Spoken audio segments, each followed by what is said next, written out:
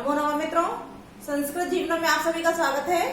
हम लोग अपनी साहित्य की कक्षा में उपस्थित हैं, जिसके अंतर्गत भर्तृहरिकृत नीति शतकम, जो कि हमारा टीजीटी और एलटी के अनुसार एलटी के अनुसार तृतीय ग्रंथ और टीजीटी के अनुसार जो कि द्वितीय ग्रंथ है का अध्ययन चल रहा है। तो अभी तक हम लोगों ने कुल साहित्य में हमारा किरातार्थ नियम और श्रीमद्भगवद गीता के इन दोनों ही साहित्य ग्रंथों का अध्ययन समाप्त कर लिया है। और हमारी व्याकरण वाली कक्षाओं में भी हम लोगों ने जो हमारे कारक प्रकरण है उसका अध्ययन समाप्त कर लिया है। साथ ही साथ संधि प्रकरण में जो अच संधि है, अच संधि का अध्ययन हम लोगों की परसों की कक्षा में समाप्त हो गया है और कल की कक्षा से आप सभी को पुनः हमारी दोनों ही कक्षाएं उपलब्ध हो जाएंगी।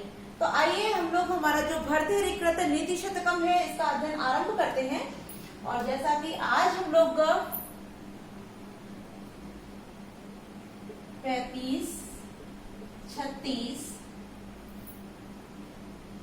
37 और 38 आज हम लोग नीति शतकम के 35, 36, 37 और 38वें श्लोक के साथ उपस्थित हैं। और आज के जो भी हमारे श्लोक हैं यह सभी अर्थ पद्धति से संबंधित हैं। अभी तक की कक्षाओं में हम लोगों ने मूर्ख पद्धति और साथ ही साथ मान शौर्य पद्धति और विद्वत पद्धति, 3 पद्धतियों का अध्ययन समाप्त कर लिया है। और चतुर्थ पद्धति जो कि हमारी अर्थ पद्धति है उसके श्लोक हैं जो कि आप सभी के समक्ष लिखे हुए हैं। यह सभी हमारे अर्थ पद्धति से संबंधित श्लोक हैं। तो आइए हम लोग अर्थ पद्धति का आरंभ करते हैं और देखते हैं भर्तृहरि जी इन श्लोकों में क्या कहना चाहते हैं। तो 35वां जो श्लोक है, आइए पहले वाचन करते हैं, तत्पश्चात इसके अर्थ को जानेंगे। जातिर यातु रसातलम गुण गणय सत्राप्य अध गम्यताम सील शैल तटात् पतत् अभिजनः संध्यताम वहिना शौर्ये वैरिणी वज्रमासु निपततु अर्थ अस्तु न केवलम ये नैक विना गुणा तृणलव प्राय समस्ता इमे। तो भर्तृहरि जी कहते हैं, यहाँ लिखा हुआ सर्वप्रथम जाति। अब जातियां हम सभी लोग जानते हैं, जैसे ब्राह्मण, क्षत्रिय, वैश्य, शूद्र, ये तो हमारे वर्ण थे। इनके अतिरिक्त जो ब्राह्मण हैं और अन्य भी जातियां जो होती हैं, जैसे कि हम लोग आज के समय में जानते हैं। तो उन्हीं जातियों के विषय में बताते हुए भर्तृहरि जी कहते हैं कि जाति जो ब्राह्मण इत्यादि जातियां हैं, रसातलम, रसातल में, याति माने चली जाए। क्योंकि यह किसके लिए, क्योंकि यहाँ पे धन, क्योंकि पहले ही बता दिया गया कि यह अर्थ पद्धति से संबंधित है। अर्थ माने होता है धन। तो इन सभी श्लोकों में जो महत्व दिया गया है, किसको दिया जा रहा है, वह धन को महत्व दिया जा रहा है। तो इसी प्रकार यहाँ धन को महत्व देते हुए अन्य सभी को तुच्छ बताते हुए इन श्लोकों का अध्ययन किया जा रहा है, अर्थात इनको लिखा गया है। तो इसी प्रकार भर्तृहरि जी कह रहे हैं कि जाति जो ब्राह्मण इत्यादि जातियां हैं, ये रसातलम, रसातल को या तो माने चली जाए। जो ब्राह्मण आदि जातियां हैं, जितनी भी इस संसार में जातियां हैं, अगर जा रही हैं तो ये सब रसातल को चली जाए। आगे कहते हैं कि गुण गणई, अर्थात जो दया, दाक्षिण्य इत्यादि गुण होते हैं, गुणों के गण होते हैं, तत्र अपि, तत्रापि, तत्र माने वहां, अपि माने भी, वहां से भी, अधा माने नीचे, वहां से भी नीचे। अब कहां से नीचे, तो यहाँ बोला गया रसातलम, अर्थात रसातल से भी नीचे गम्यताम चली जाए। कि जो ब्राह्मण इत्यादि जातियां हैं यह रसातल को चली जाए, याति माने चली जाए। और जो दया, दाक्षिण्य इत्यादि गुणों के गण हैं ये वहां से भी तत्र रसातल से भी, अगर माने नीचे, गम्यता माने चले जाए। कि जो मनुष्य के अंदर दया, सहानुभूति, सहिष्णुता, प्रेम इत्यादि जो गुण होते हैं, वह सभी मनुष्य के गुण उस रसातल से भी नीचे की ओर चले जाए, अर्थात वहां से भी गिर जाए। आगे कहते हैं शील शैल तटात् पततु। सील जो मनुष्य के अंदर सील है, अर्थात सदाचार का जो गुण होता है वह। शैल तट, शैल तट तात्पर्य पर्वत खंड से, अर्थात पर्वत क्या होता है, ऊंचा होता है। तो इसी जगह के पर्वत के खंड से पततु माने नीचे गिर जाए। कि जो शील आदि, सदाचार आदि जो मनुष्य के अंदर गुण है वह उस पर्वत खंड से नीचे पततु माने गिर जाए। आगे कहते हैं कि अभिजना संदेहताम वहिना, अभिजना, अभिजना तात्पर्य जो बंधु बांधव इत्यादि जो हमारे प्रियजन होते हैं वह कि बहिनाम अग्नि में संदताम अर्थात जल जाए। जो अभिजन है, जो कुल के लोग हैं वह क्या हो जाए, अग्नि में जल जाए, तात्पर्य उनको आग लग जाए। आगे कह रहे हैं कि वैरणी, वैरणी वैर माने क्या होता है, शत्रुता, और वैरणी यानी कि शत्रु के स्वरूप, शत्रु के स्वरूप शौर्यम पराक्रम पर, आशु, आशु माने शीघ्र ही, वज्रम वज्र, निपततु, निपततु माने गिर जाए, कि वैर अर्थात शत्रु के स्वरूप यानी कि शत्रुओं के लिए जो हम पराक्रम प्रयोग करते हैं, शत्रुओं को पराजित करने के लिए जो हम शौर्य, शौर्य अर्थात पराक्रम प्रयोग करते हैं, ऐसे शत्रु स्वरूप पराक्रम पर शीघ्र ही वज्र निपततु माने गिर जाए। आगे कहते हैं ना तात्पर्य से है कि हम लोगों के लिए, तो यहाँ षष्ठी विभक्ति में प्रयुक्त होता है न, कि हम लोगों के लिए तो केवलम, केवल, अर्थ तात्पर्य धन, अस्तु माने ही पर्याप्त है, कि हम लोगों के लिए तो केवल धन ही सब कुछ है। तो यहाँ इसीलिए इस धन को सर्वोपरि कहते हुए, क्योंकि ये अर्थ पद्धति से संबंधित है, तो अर्थ पद्धति से ही संबंधित अर्थात यहाँ नाम से ही स्पष्ट हो रहा है अर्थ संबंधित अर्थात धन को महत्व दिया जाना। तो भर्तृहरि जी पुनः क्या बताते हैं, एक बार देख लेते हैं कि जो ब्राह्मण इत्यादि जातियां हैं वह रसातल में चली जाएं, अर्थात उनका नाश हो जाए, और जो दया दाक्षिण्य इत्यादि मनुष्य के अंदर गुणों के गढ़ स्थापित हैं वह वहां से भी नीचे की ओर चले जाए, अर्थात रसातल से भी नीचे की ओर चले जाए। और शील सदाचार पर्वत के खंड से अर्थात ऊंचे पर्वत के शिखर से, खंड से पततु माने नीचे की ओर गिर जाए। और अभिजन जो कुलीन लोग हैं अर्थात जो अपने कुल के लोग हैं, वहिनाम संदेताम अर्थात उनको अग्नि में जल जाए, अर्थात उनको आग लग जाए। आगे कहते हैं कि शत्रु स्वरूप पराक्रम पर शीघ्र ही वज्र गिर जाए, और न माने हम लोगों के लिए केवलम, केवल, अर्थ धन ही, अस्तु माने सर्वोपरि है। आगे क्या कह रहे हैं कि येन एकेन, येन माने इसके, एकेन एक के बिना, इस एक के बिना, अब किस एक के, तो यहाँ पहले बोले अर्थ, इस एक के बिना, इमे ये सभी, समस्ता माने समस्त, ये सभी, गुण माने गुण, तृण, तिनके, तृण माने होता है तिनका या घास फूस इत्यादि, तो तिनके के लव प्रायः अर्थात टुकड़े की भांति है। कहने का तात्पर्य है कि इस एक धन के बिना ये सभी जितने गुण बताए गए हैं, यह सभी गुण मनुष्य के लिए केवल एक तिनके के टुकड़े मात्र रह जाता है यदि उसके पास धन नहीं है तो इस प्रकार से भर्तृहरि जी ने बता दिया कि यह सभी अर्थात जो मनुष्य धन के लोभी होते हैं अर्थात धन को ही चाहते हैं, उनके लिए तो जो केवल धन होता है वही सर्वोपरि होता है। चाहे उनके संपूर्ण बंधु बांधव जन लोग मर जाएं, उनके अंदर कोई गुण हो अन्यथा ना हो, उन्हें उससे कोई भी लेना देना नहीं होता है।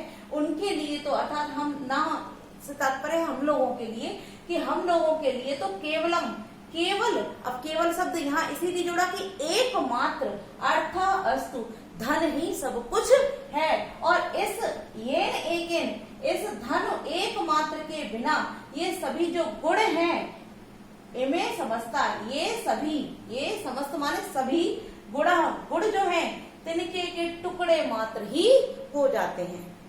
तो हम लोगों ने यहाँ अर्थ देख लिया। अब आइए देखते हैं इससे जुड़े हुए हमारे महत्वपूर्ण प्रश्न। तो सर्वप्रथम तो यही प्रश्न बन जाएगा कि जो अर्थात यहाँ जिस प्रकार से एक एक पंक्ति में दिया गया है कि जाति इत्यादियां कहाँ चली हैं, जो ब्राह्मण इत्यादि जातियां हैं वह किस स्थान को चली जाए, तो आपका उत्तर यहाँ हो जाएगा रसातलम।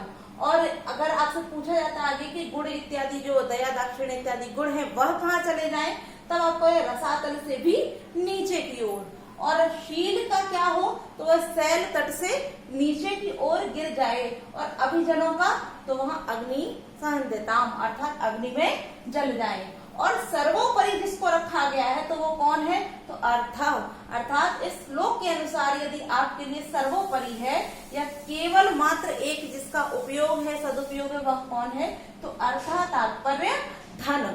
और यदि पूछा जाए कि किसके बिना ये सभी गुण तिनके मात्र के समान है, तो क्या हो जाएगा आपका, इसका उत्तर भी हमारा धन ही हो जाएगा। अब इसकी व्याकरणिक टिप्पणियां देख लेते हैं। तो सर्वप्रथम यहाँ लिखा हुआ हमारा रसातलम, रसातलम। तो यहाँ रसातलम जो शब्द है यहाँ पर हमारा षष्ठी तत्पुरुष समास हो जाएगा। और यदि हम संधियां देखते हुए चले तो जाते हैं धन या तो तब यहाँ विसर्ग संधि हो जाएगी, गुड़ गड़ई तत्र प्यद अगो। तो यहाँ पर हम संधि देखते हैं तो गुड़ गड़ई, तो गड़ई पे विसर्ग हो जाएगा, तत्पश्चात हमारा तत्र हो जाएगा, तो यहाँ विसर्ग संधि हो जाएगी। और तत्र के बाद हमारा अपि है तो यहाँ दीर्घ स्वर संधि हो जाएगी। और अपि के बाद यदि हम अधो देखते हैं तब यहाँ पर हमारी यड़ संधि हो जाएगी। आगे देखते हैं तो शैल तट तटात पततु, पततु धन अभिजना, तब यहाँ यड़ संधि का विधान हो जाएगा। और आगे देखते हैं निपततु अर्थो अस्तु। अब यहाँ भी देखिए निपततु धन अर्थ, तब यहाँ यड़ संधि हो जाएगी। और अर्थो धन अस्तु, तब यहाँ विसर्ग संधि या पूर्व रूप संधि हो जाएगी। अगर आप अर्था करेंगे तो विसर्ग संधि हो जाएगी, अर्थो करेंगे तो पूर्व रूप संधि हो जाएगी। इसी प्रकार येन एकेन वृद्धि संधि हो जाएगी, वृद्धि संधि हो जाएगी। और वृद्धि संधि के बाद हम देखते हैं गुणा तृण लव प्रायः, तो गुणा धन तृण, अब यहाँ विसर्ग संधि हो जाती है। अब क्योंकि हम लोगों ने यहाँ जान लिया, अब देखते हैं यहाँ पर हमारा एक शब्द दिया है शौर्य। तो शौर्य शब्द जब सूर धातु के साथ शय प्रत्यय का विधान करते हैं तब यहाँ शौर्य शब्द हमारा निष्पन्न हो जाता है। और जब वैर धातु के साथ इन्हीं प्रत्यय का विधान करते तब यहाँ पर वैरिणी शब्द हमारा बन जाता है। आगे इसी प्रकार से यहाँ लिखा हुआ है शैल तटात, शैल तटात, तब यहाँ पर भी हमारा षष्ठी तत्पुरुष समास हो जाएगा। और यदि इसमें हम बात करें छंद की तो श्लोक में भी शार्दूल विक्रीडित छंद ही है। और यदि अलंकार की बात करते हैं तब यहाँ काव्य अलंकार, काव्य लिंग अलंकार का विधान किया गया है। तो इस प्रकार से हम लोगों ने 35वें श्लोक का अर्थ जान लिया है। अब देखते हैं हमारा जो 36वां श्लोक है। तो आइए सभी लोग वाचन कर लीजिए कि यास्ति विद्यम स नरः कुलीन स पंडितः स विद्वान् गुणज्ञः स एव वक्ता स च दर्शनीय सर्वे गुणा कांचनम आश्रयन्ति। अब यहाँ आप सभी लोग जैसा कि श्लोक पढ़ चुके हैं तो आप सभी जानते भी होंगे कि यह जो अंतिम लाइन है श्लोक की, यह बहुत बहुत बहुत ही ज्यादा महत्वपूर्ण है। और ये कई परीक्षाओं में पूछी भी जा चुकी है। यहाँ से बहुत सारे प्रश्न बनते हैं। इस प्रकार से ये प्रश्न पूछा गया है कि सभी गुण किसके आश्रय अर्थात आश्रय से आश्रित होते हैं। तो यहाँ उत्तर भी दिया है कांचनम आश्रयन्ति, कांचन माने होता है स्वर्ण, किंतु यहाँ स्वर्ण से तात्पर्य है धन, कि सभी गुण किसके आश्रित होते हैं। इस प्रकार से यहाँ कई प्रश्न बन जाते हैं। तो आइए पहले श्लोक के अर्थ को जान लेते हैं, तत्पश्चात आगे लिखते हैं। तो भट्टाचार्य जी कहते हैं यस्य अस्ति वित्तम। अब यस्य माने पहले हम अस्ति अलग अलग है, यस्य धन अस्ति, तो यस्यास्ति हो गया, दीर्घ स्वर संधि है। तो यस्य माने जिसके, वित्तम माने धन, जिसके पास, वित्तम माने धन, अस्ति माने है, कि जिसके पास धन है। सा नरा, सा माने वह, नरा माने मनुष्य, कुलीनः, कुलीन से तात्पर्य होता है उत्तम श्रेष्ठ कुल में जन्म लेने वाला, अर्थात जिसने बहुत ही अच्छे कुल में जन्म लिया हो वही मनुष्य कुलीन माना जाता है। तो यहाँ तात्पर्य है कि जिसके पास, वित्तम माने धन, अस्ति माने है, स नर, वही मनुष्य, कुलीन माने कुलीन है अर्थात श्रेष्ठ कुल वाला है। स पंडिता, स पंडिता तात्पर्य वही पंडित है अर्थात विद्वान है।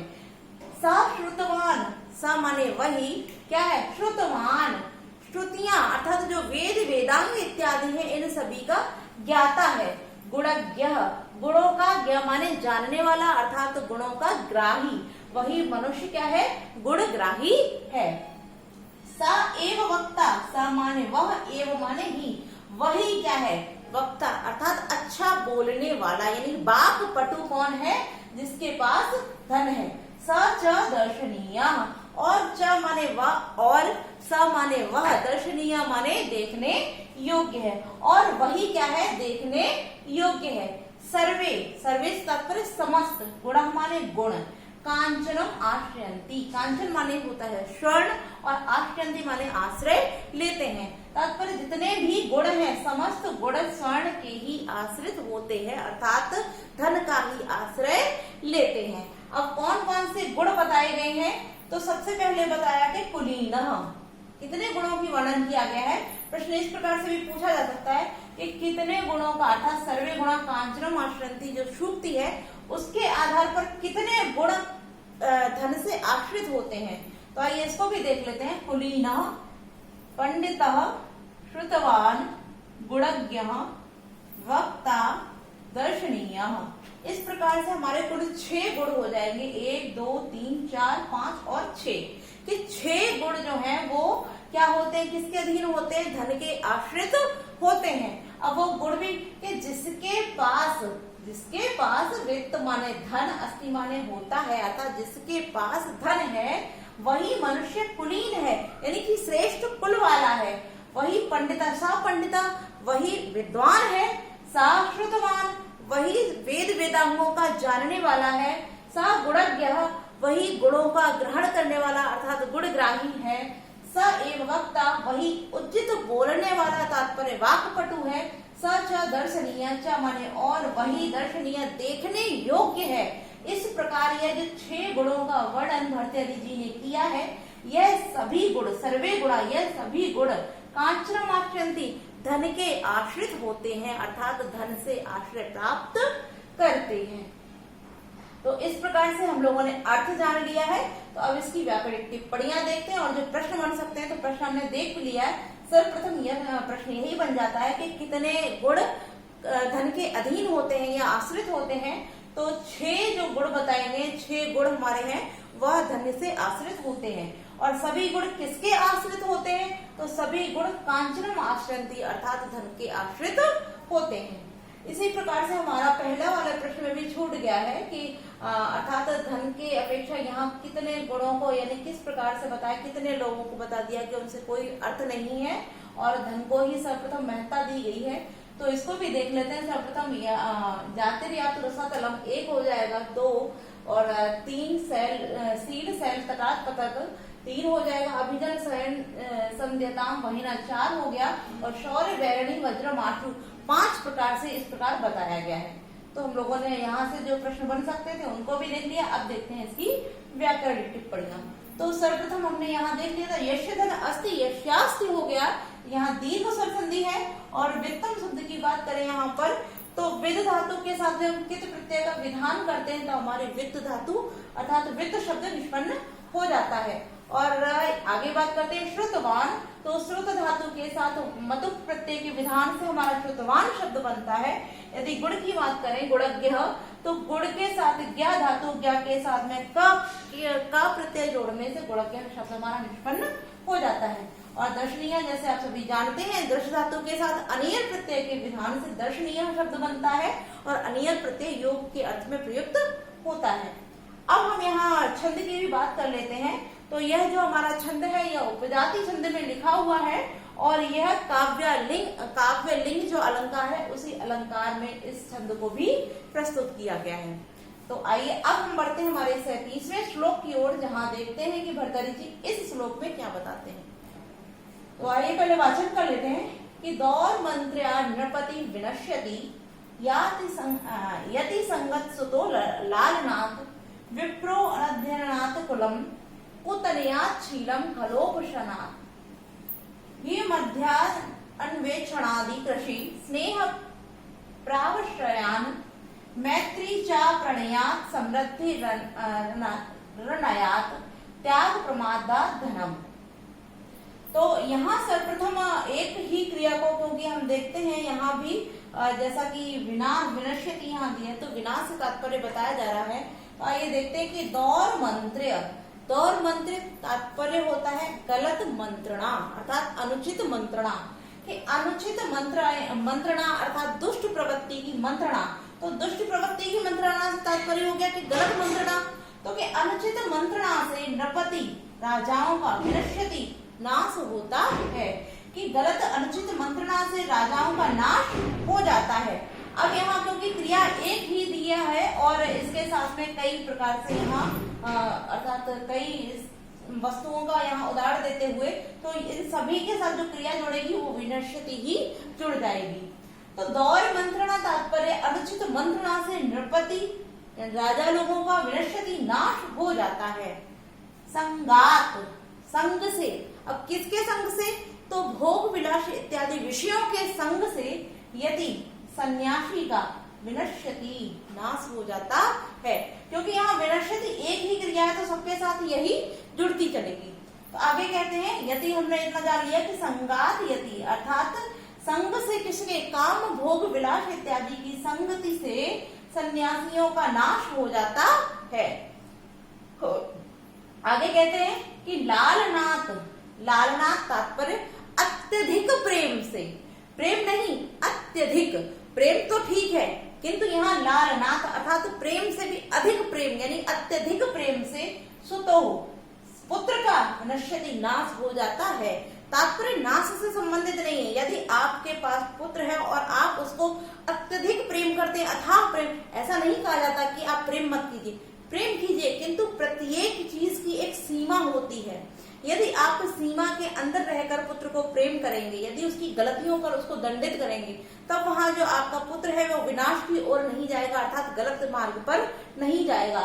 किंतु जब आप अंधे होकर उसको प्रेम करेंगे, यानी चाहे पुत्र गलत कर रहा हो सही कर रहा हो, आप उसको प्रेम ही करेंगे, उसकी गलतियों पर कभी डांटेंगे नहीं, तो क्या होगा? उसका जो पथ है वो भ्रष्ट हो जाएगा, वो अनुचित मार्ग पर चला जाएगा और तब क्या होगा? उस पुत्र का विनश्यति नाश हो जाएगा। तो इसी प्रकार बताया जा रहा है कि जब राजाओं को अनुचित मंत्रणा दी जाती है, कि जब आपका कोई राजा है और जैसा कि हम सभी जानते हैं कि राजा इत्यादि जो लोग होते हैं वह मंत्रियों की मंत्रणा के द्वारा ही अपने कार्यों को यथा रूप से अर्थात नियमित रूप से चलाते हैं। तो जब उनको मंत्रणा देने वाले जो उनके मंत्री इत्यादि होते हैं या जब वह गलत मंत्रणा देते हैं तो उस राजा और राज्य का भी क्या होता है? नाश हो जाता है। और सन्यासी, जैसा कि हम सभी जानते हैं, सन्यासी काम इत्यादि इन सभी काम वासनाओं से दूर रहता है, किंतु जब उनकी संगति से जुड़ जाता है अर्थात उनकी संगति में पड़ जाता है, तब उस सन्यासी का भी क्या हो जाता है? नाश हो जाता है अर्थात उनके अंदर जो सन्यास का भाव होता है वह समाप्त हो जाता है और जब भाव समाप्त हो जाता है तो सन्यासी स्वयं ही नष्ट हो जाता है। यहाँ सन्यासी नष्ट होता है, ना कि वह व्यक्ति।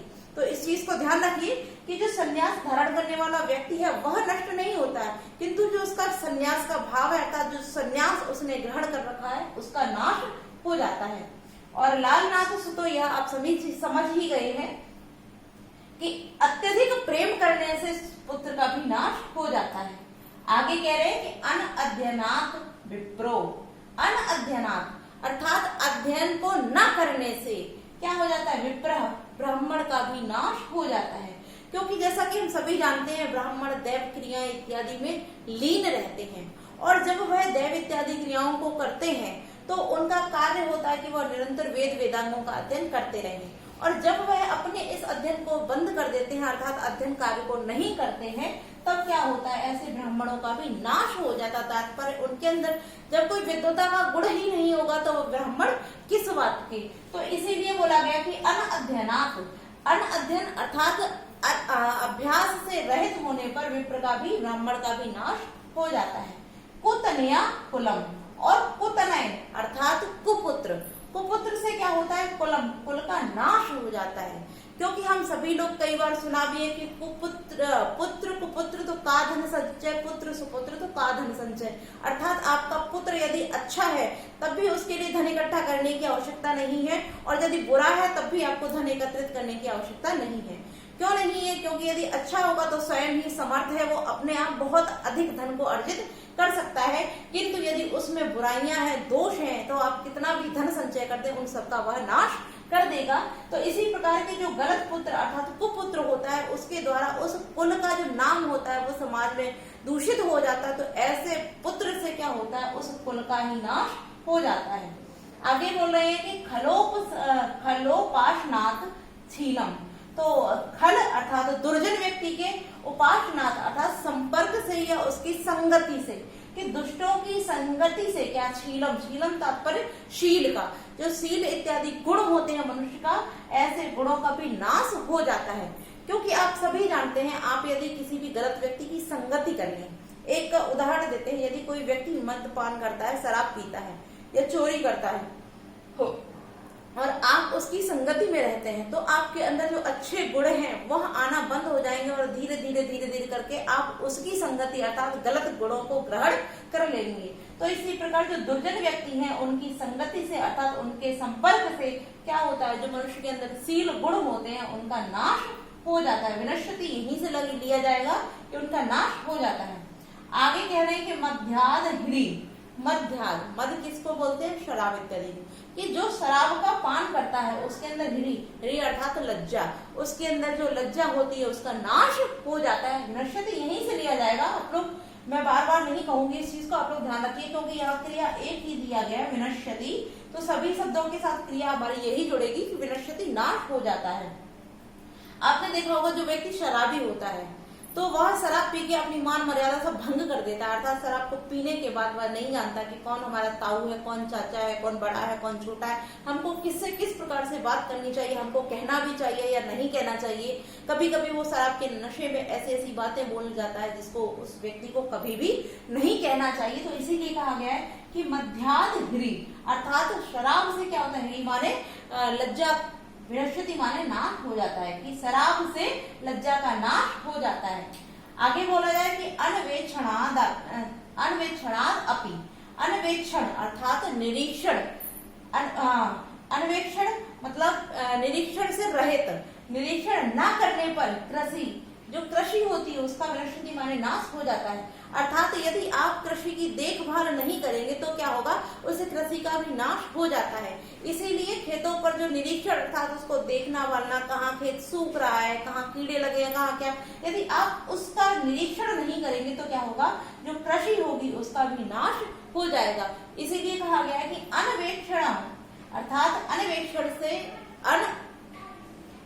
अन्वेक्षणाद अपि, अर्थात अन्वेक्षण से क्या होता है, कृषि का नाश हो जाता है। आगे कहा जाए कि प्रवास आश्रयान, प्रवास माने है दूसरे देश में, आश्रय माने रहने से, दूसरे देश में रहने से स्नेह, जो प्रेम होता है वह भी समाप्त अर्थात उसका भी नाश हो जाता है।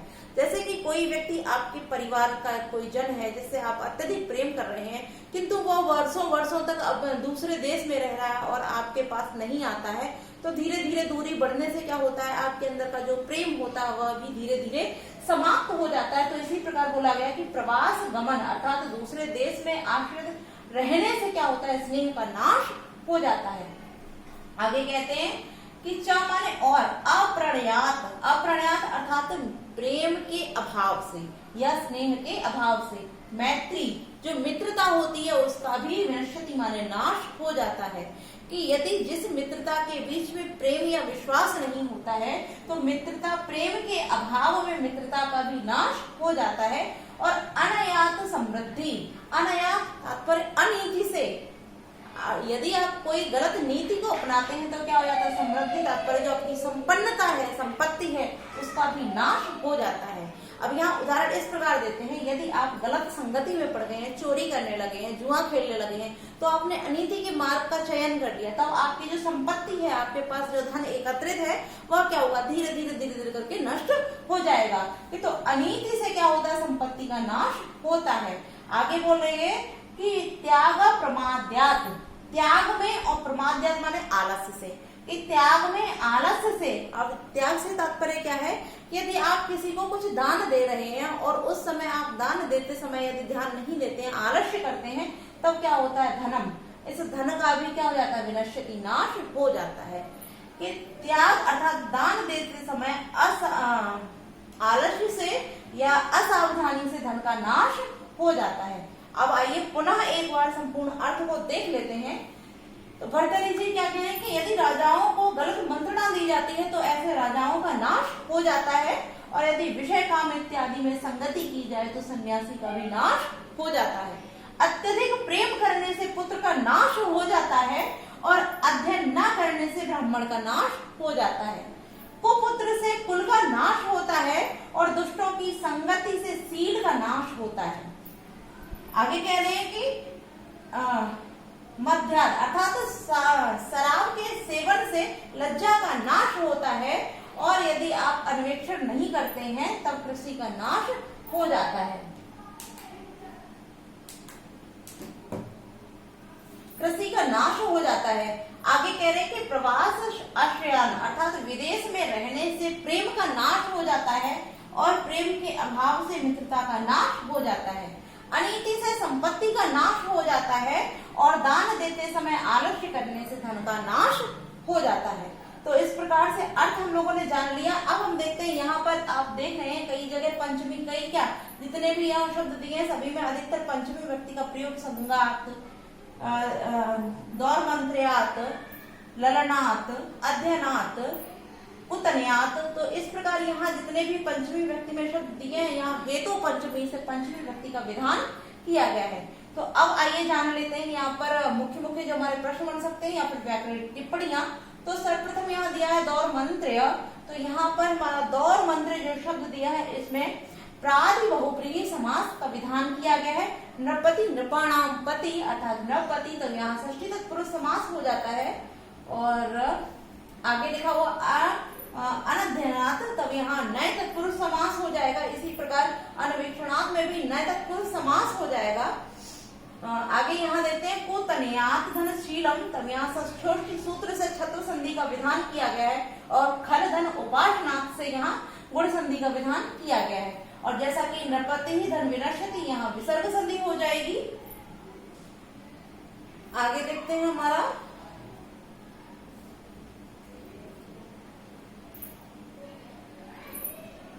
यहाँ हमारा त्यज और प्रमाद दो धातुएं दी हैं, इनको भी देख लेते हैं। त्यज त्याग शब्द त्यज धातु के साथ जब भय प्रत्यय का विधान करते हैं तब त्याग शब्द बनता है, और प्रसर्ग पूर्वक मद धातु के साथ जब घय प्रत्यय का विधान करते हैं तो प्रमदा शब्द बन जाता है। और यदि हम छंद की बात करें तो शार्दूल विक्रीडित छंद है, और दीपक अलंकार में हमारा यह छंद लिखा हुआ है। तो आज के लिए हम इतना ही रखते हैं, और कल की कक्षा में जो हमारा 38वां श्लोक रह गया है इसके साथ साथ अन्य श्लोकों का अध्ययन करेंगे। तो आप सभी को वीडियो अच्छी लगी तो कमेंट करके अवश्य बताएं। आज के लिए इतना ही मित्रों, नमो नमः।